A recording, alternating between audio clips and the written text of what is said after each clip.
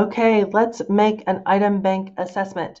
Now, hopefully you've done all the pre-work for this, and if not, you need to go back and check your course or my previous videos to see what you need to do to get ready to build this.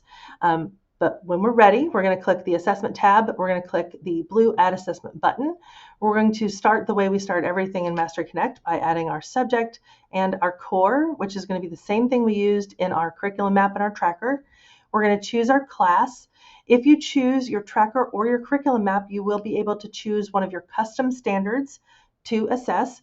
If not, then you'll just have the plain old regular standards that came with that subject and core. We're going to give this a title and description, and we're going to choose our assessment source. Now we're going to skip the document-based stuff and go down to item-based. You'll find there's 4 banks in here. You're probably used to seeing 2 in your item bank screen.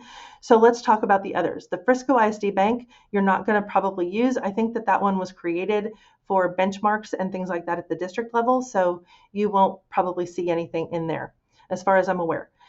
The Certica Bank does have questions in it. It can be old. For example, in the chemistry objective that I'm using, I used the 2020 set of standards, but the Certica Bank was tied to the 2017 standards, and that is doable. Just contact your DLC for some more information about that, because that's kind of a little bit more of a process, but it's doable. At this point, you're going to, let me choose my bank. You're going to choose privacy. Just a heads up, if you choose private to your school and then you transfer away, that means that the assessment will still be available to your school, but it won't be available to you. Okay, just FYI. Item type, we can search by item type. We can search by passage if we had any.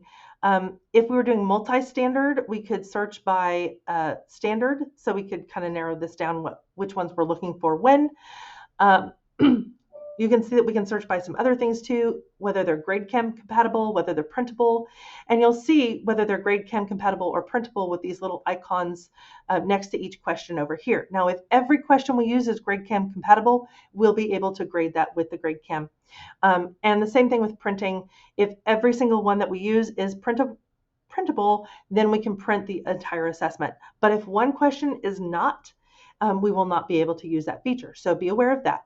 The EA simply means enhanced accommodations, and that just means that it's kind of the newer version of Mastery Connect, where we can have those enhanced accommodations for each student that you see, like the flagging the question and so forth. You'll probably only see EA with stuff that we've created. But when you look at the Certica Bank, you might have questions that have a C next to them instead of an EA.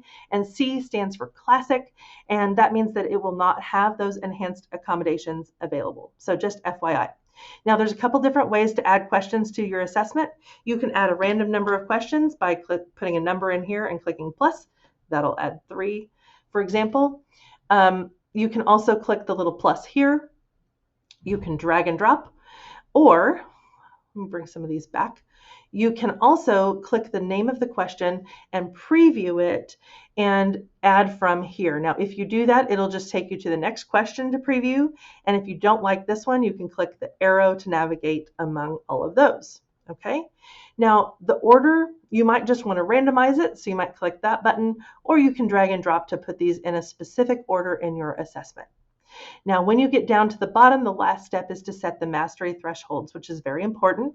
So make sure you pay attention to the total number of points, because not every question is worth 1 point in Mastery Connect.